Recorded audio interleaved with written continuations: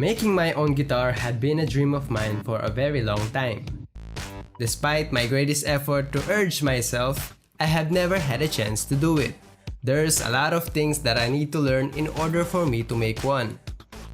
So I decided to make a series of videos where we can both learn some skills on how the guitar works, starting from maintenance, repairs, some DIY stuffs, and maybe someday I can be able to make my own guitar. So come, join me on my journey of becoming a luthier. Let's go!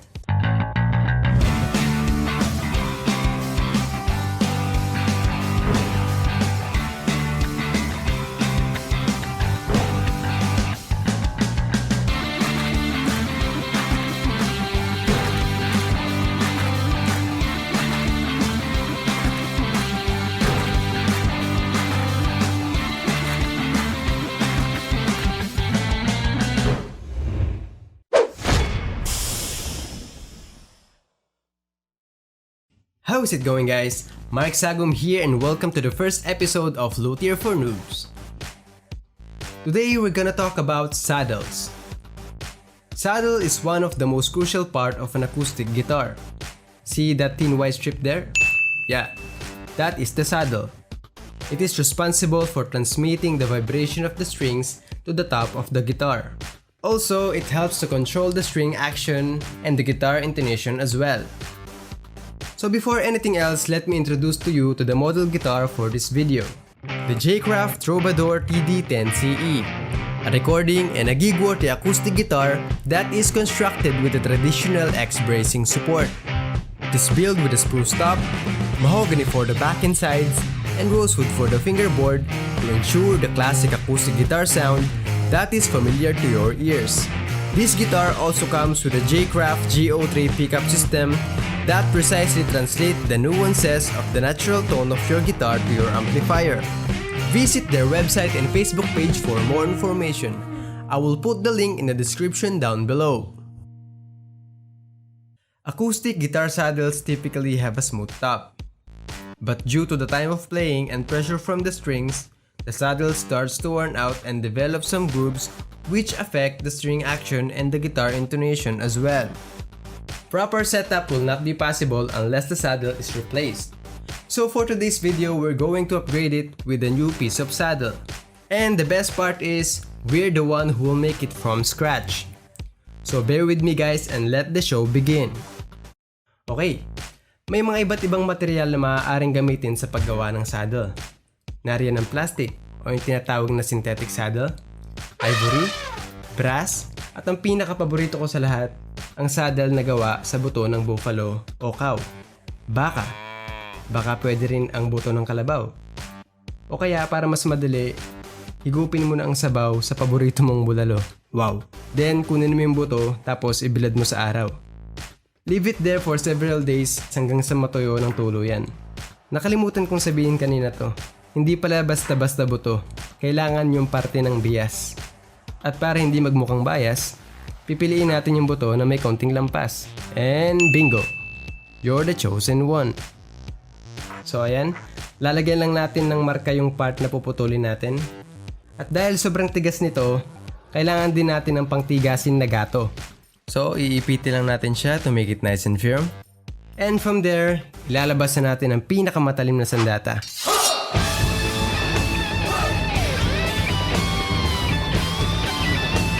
Charot, ha?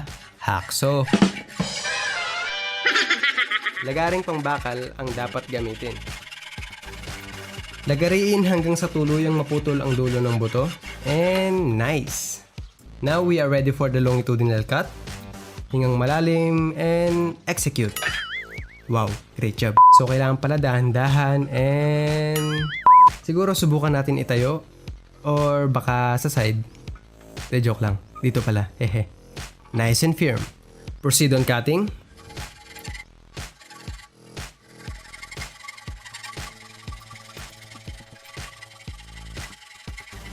Nice! Success ang unang section. Napaka-smooth ala soft bay. Repeat the process hanggang sa mapaghiwa-hiwalay natin sila. Fast forward lang tayo ng kaunti.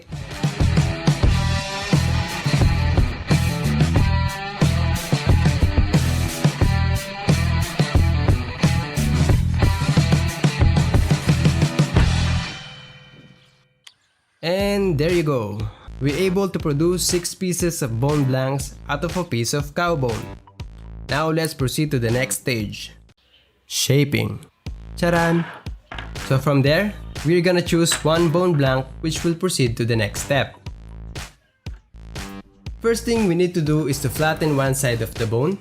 Please be sure to put some goggles on and also wear a mask while grinding the bone.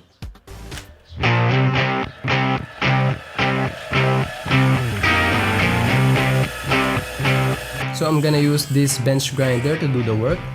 You can also use a belt sander, a disc sander, or kung wala kang available na power tools, you can use a regular sandpaper to roughly flatten one side. So ayan, medyo flat na siya. Next step is to ensure the smoothness of the bone by using a pencil or a marker. Isi-shade lang natin yung part na na-flatten natin.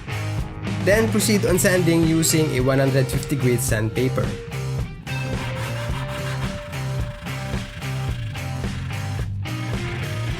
Continue on sanding until the pencil marks vanish.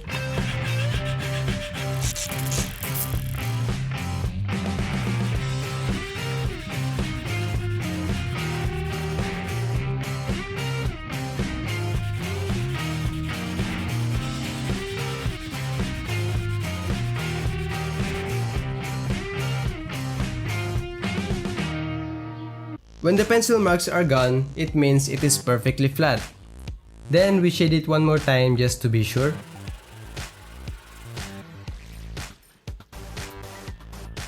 Okay, next step is to mark the proper thickness of the saddle using a half pencil. It's just an ordinary pencil, cut it in half, half pencil. Wow! Basically what I do is to put on the pencil on top of the old saddle and gently mark the height of the saddle like so.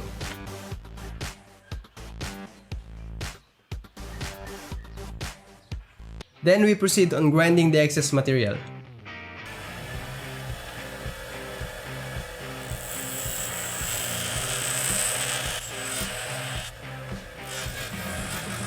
Be sure not to cross the line that we drew a while ago. Otherwise, we'll start all over again and we don't want that to happen. So be careful.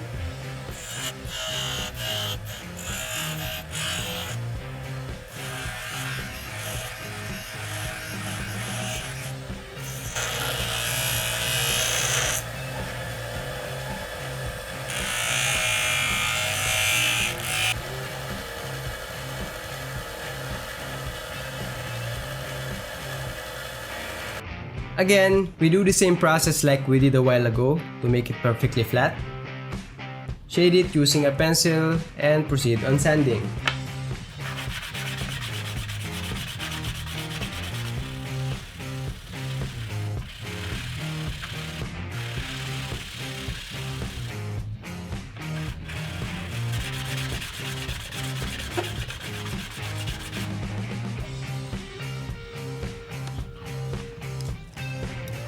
Once the pencil mark is gone, trace the shape of the old saddle and remove the excess material except for the top part.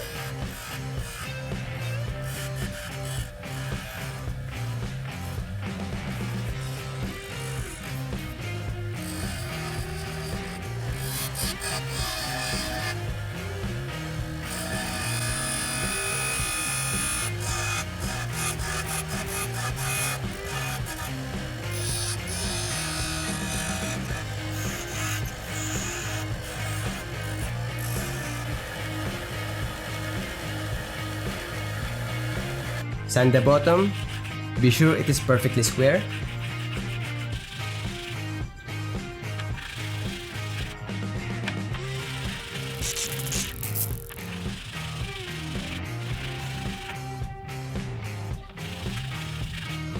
Now let's put those rolled edges onto the saddle blank. Also finalize the thickness based on the saddle slot.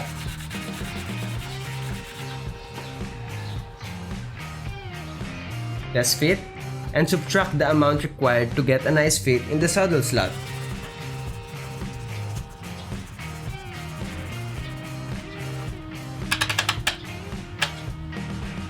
Guys, This step requires a lot of patience and also one of the most crucial part, so be careful not to oversand it. A correct fit should be snug, but not excessively difficult to remove. Next step is to profile the radius of the saddle based on the curvature of the fretboard. You can use a half pencil to get the radius, or you can trace it from the original saddle. Remove the excess material.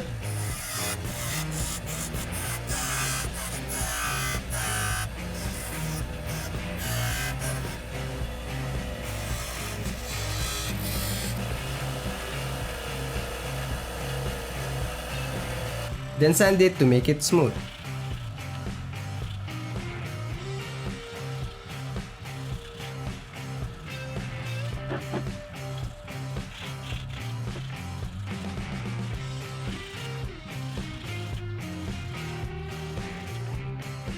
So ayan, so far so good.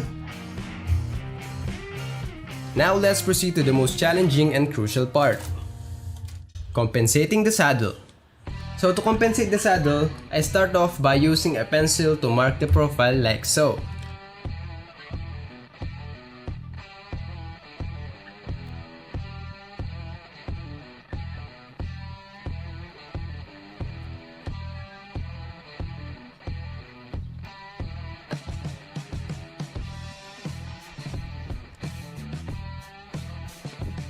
Now, it's time to carve or sculpt the profile using a hand grinder. You can also use a hacksaw or a file to do the work. Take it nice and slowly and put attention to those details.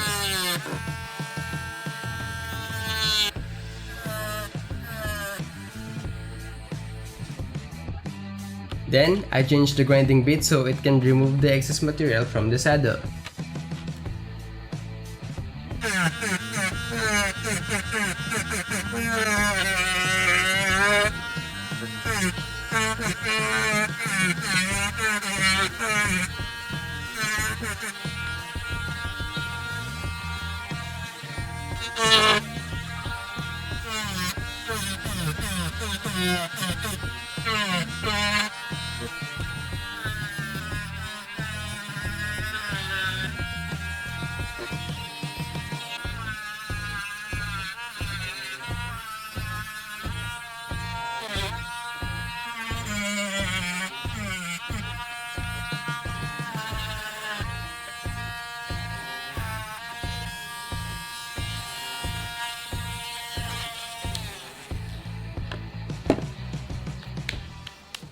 Okay, so once the excess material is subtracted from the saddle, it should look like this.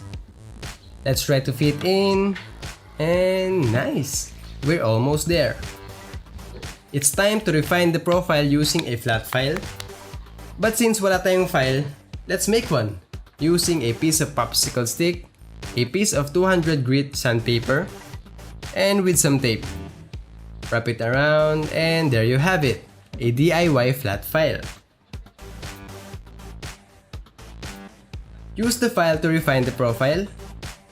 Continue filing until you are satisfied with the edges.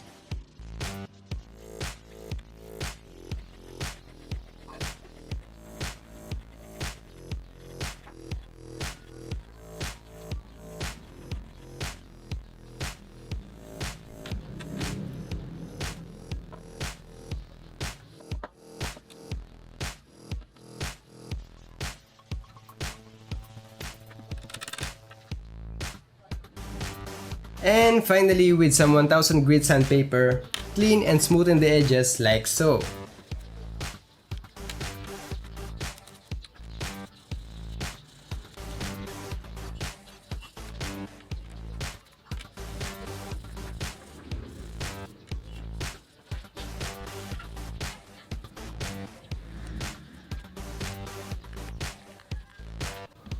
And there you have it. It's done. You have a nice handcrafted bone saddle for your guitar. Ano sa tingin nyo guys? Please let me know your thoughts in the comment section down below. If you like this video, hit like, share, subscribe, and hit the bell icon for more future updates. Keep Keep safe everyone, and I will see you guys next time on the next episode of Luthier for Noobs.